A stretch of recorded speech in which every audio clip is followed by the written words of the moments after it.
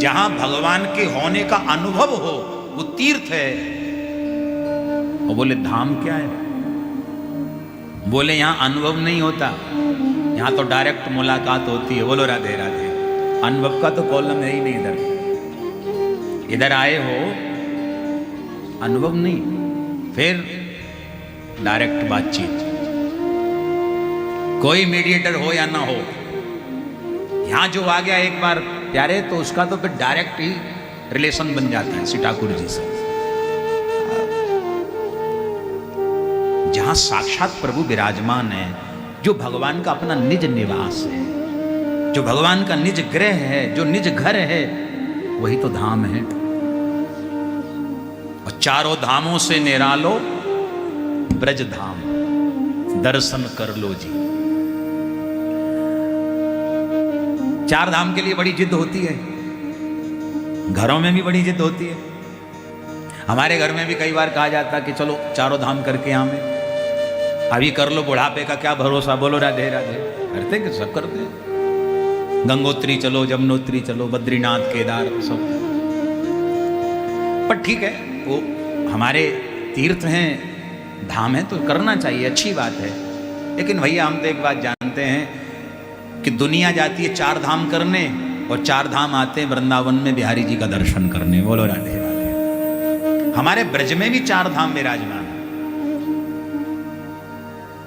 गंगोत्री, जमुनोत्री, बद्री, केदार सब यहां विराजमान है। कभी 84 कोस की आप ब्रज यात्रा करेंगे तो आपको चारों धामों का दर्शन होगा। यहां भी चारों धाम विराजमान है। लेकिन भैया चार धाम हमारी नजर में बड़ी ऊंची चीज है, पर ब्रजवासी कहते हैं, ब्रज रसिक कहते हैं, ब्रज भक्त कहते हैं भैया वृंदावन धाम में जो रह लिया फिर उसे चार धाम करने की जरूरत नहीं पड़ती। बोलो राधे राधे। जो यहां रह रहा है उसे चार धाम की आवश्यकता नहीं, क्योंकि चार धाम तो यहां हाजिरी लगाने आते हैं। अभी प्रयाग का महाकुंभ हुआ, सारी दुनिया में कंपटीशन होने लगा, हम जाएंगे हम जाएंगे हम जाएंगे, आपस में होड़ मची थी जाने की। और हमारे ब्रज में तो कई संत ऐसे अद्भुत हैं, काऊ ने कही बाबा चलो, बोले कहाँ? बोले प्रयाग चलो गंगा स्नान करने। कुंभ लगा, महाकुंभ, बाबा मुस्कुरा के बोले भैया कुंभ को दर्शन तुम करो। क्यों?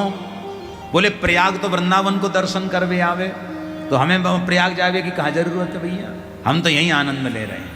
और सच्चाई यही है प्यारे, जो वृंदावन में रह लिया, जो वृंदावन में रुक लिया, जो वृंदावन में बास पा लिया, उसे फिर किसी भी धाम में जाने की आवश्यकता शेष नहीं रह जाती। उसे तो वृंदावन में वो रस प्राप्त हो जाता है जो त्रिलोकी के किसी भी तीर्थ धाम में नहीं है, जो वृंदावन में प्राप्त हो जाता है। पर एक बात और समझ लेना, वृंदावन को समझना बहुत मुश्किल है। वृंदावन को समझना मुश्किल है। यहाँ के समुद्र का पानी खारा है, तो वैसे वृंदावन में भी कई बार लोगों का स्वभाव ऐसा हो जाता खारा। गलती उनकी नहीं है, क्योंकि यहाँ पानी खारा है। बोलो राधे राधे। बसंत कहते हैं कि जैसा पियोगे पानी वैसी बोलोगे बाणी, जैसा खाओगे अन्न वैसा होगा मन, और जैसा करोगे वैसा चढ़ेगा रंग। जैसे आप वृंदावन आए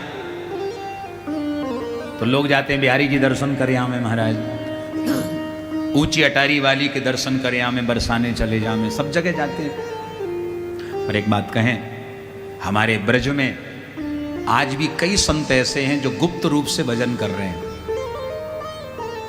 गिरिराज की तलेटी में,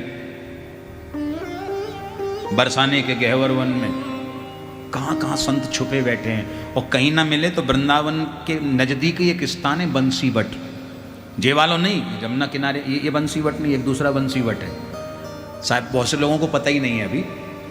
वो बंसीवट ऐसा है जहां आज भी कई संत छुप के भजन करते हैं। और वहाँ कुटियाँ बनी हैं, नेचुरल प्लेस है, no light, no AC, no cooler वूलर, कुछ नहीं, केवल कुटियाँ बना के भजन कर रहे हैं। ऐसे बंसीवट नाम के स्थान का दर्शन कभी करो तो वहाँ संत ही संत हैं महाराज। और वो कौन से संत हैं? जिनका संबंध केवल श्री हरि से है। आप गए, आपने प्रणाम किया, राधे राधे किया, तो प्रेम से बोलेंगे आपसे, लेकिन आपसे कोई उनका लेना देना नहीं। ऐसे संत वहाँ विराजते हैं बंसीवट में। तो वृंदावन में आकर के आप बिहारी जी का दर्शन करें, ये कृपा। और बिहारी जी के साथ साथ यदि उन तपस्वी संतों का दर्शन हो जाए तो अति कृपा। प्रेम से बोलो राधे राधे। अभी वृंदावन में ज्यादातर भीड़ हो रही है, सब दर्शन करने दूर दूर से आते हैं प्रेमानंद बाबा का। हमारे बाबा प्रेमानंद जी बड़े रसिक हैं, हमारे राधा वल्लभी हैं वो। और सबसे बड़ी बात है कि आज विश्व में राधा नाम की भक्ति का जो प्रचार, राधा नाम की महिमा की जो ऊर्जा आई है विश्व में, उसमें आज वर्तमान में सबसे ज्यादा श्रेय हमारे बाबा प्रेमानंद जी का ही है। अच्छा, उनकी सबसे अच्छी बात क्या है? बड़ी सहजता है। और दूसरी बात क्या है? अनर्गल बात नहीं करते, जो रियल है वही बोलेंगे, चाहे आपको बुरा लगे। आपके पैसे से दौलत से तो कोई लेना देना है नहीं। दर्शन करे आओ तो ऐसे संत का दूर से भी दर्शन हो जाए ना तो अपने आप को धन्य समझो। किशोरी जी की बहुत कृपा है उनके ऊपर, किडनी एक भी नहीं। बोलो राधे राधे।